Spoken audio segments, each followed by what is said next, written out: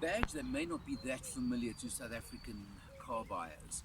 But the Mahindra name and the Mahindra brand have been around for a few years now, particularly starting, of course, with their really tough, well-known bakkies that are so beloved of farmers and people in the construction industry because they know that they're tough, indestructible. Well, the SUV range is expanding as well. You're getting now the 100, the 300 we have here, and even the bigger 500 range. But this is the latest model that was launched. You can see very neat lines, daytime running lights, fog lights down there, pretty aggressive face as well. And you come round to nice cladding over the wheel arches to give you, of course, the SUV look and feel to the vehicle. A really typical, in a lot of ways, medium-sized family SUV. You come round over here and you'll see that, as happens in many of these cases, there's always a trade-off.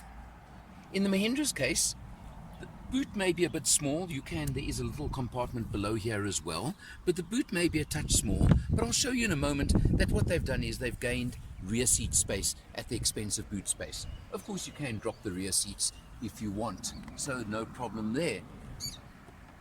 As I said, this is the XUV300. You get a petrol or a diesel version. This is the top of the range W8 diesel version. So it's powered by a 1.5 litre 4-cylinder turbo diesel engine, putting out 86 kilowatts, 300 newton meters of torque, which is a lot of torque. And certainly this vehicle feels like it's got more than enough oomph for what it is. Let's check it inside now. As I said a moment ago, the point of a smaller boot is it gives you much more room inside, particularly in the back seat. The front seat, as always, is set for myself, and I've got lots of room to stretch out, enough room with my hat on, a comfortable place for 2 to 3 in the back, especially a young family. Being the W8 top of the range model, you'll notice we got leather trim, and typically of an Indian built vehicle, it is this very light cream color.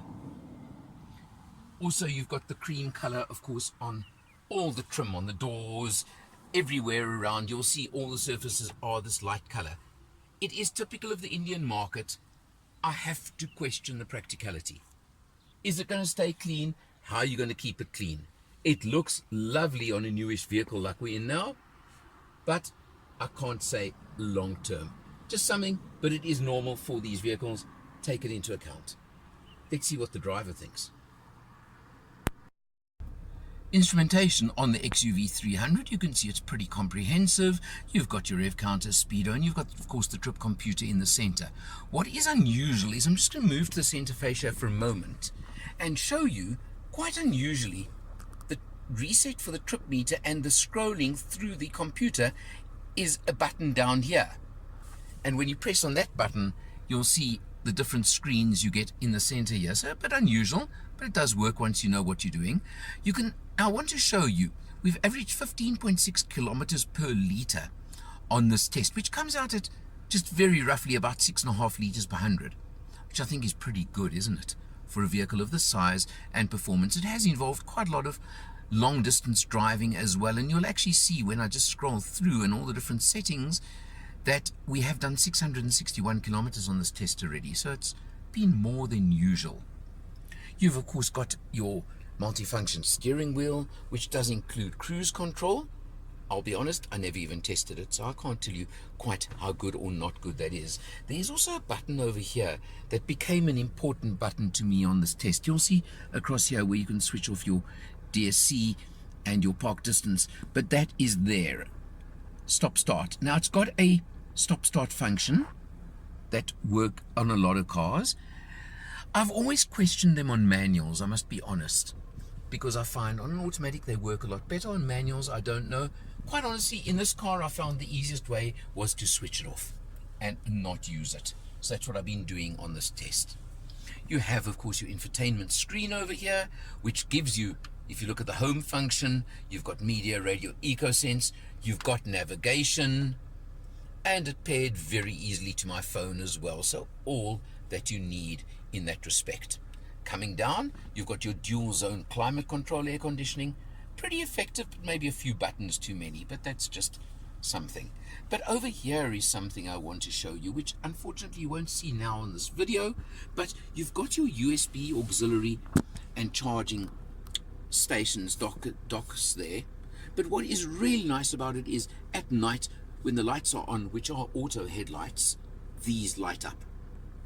Firstly, they're not hidden away underneath like a lot of cars, but even easier the fact that they light up over there. So I found that pretty nice, and not necessarily that you get on all cars. 6-speed manual gearbox. There's no automatic option available on the XUV300. Very light, very smooth, very easy to operate. Does also include a reverse camera as well. So you go into reverse and there's your reverse camera. Parking mode if you need assistance. And it has a parking mode as well if you want to use that. So all very neat, very nice as well. I mentioned, of course, the light colored trim. You can see the top half of the dash is in a darker color. The bottom half is in lighter color. It's not soft touch, but it looks softish. So it's pretty neat and effective in that sense, and looks pretty nice. Another standard feature on this model, on the W8 top of the range model, is of course the standard sunroof. You either like sunroofs or you don't, but it is standard. Well, I think I'm showing you quite a bit of small to medium SUV over here, and you'll see it's a lot more even when I mention the price, because the price for this top of the range model comes in at 325,000 Rand, 324,900 to be exact, which includes a 5-year 90,000 kilometer service plan. That is a lot of car for that kind of money in our current market and in current pricing. I know it's not an established Japanese or Korean brand. It's also not a Chinese brand. Mahindra, as I said, have been around for a long time. They are very committed to South Africa. They've set up that assembly plant in the Durban area as well recently. So they're here to stay, I'm pretty sure of that. And I must say, for the latest versions, I've been pretty impressed by this car. Very, very smooth ride, which has stood out, especially when we've done our cruising out of town in this car. A lot of commuting, a lot of open road driving to give me that average fuel consumption, which I think is a pretty good figure. And I think most owners should come pretty close to a figure like that without too much effort.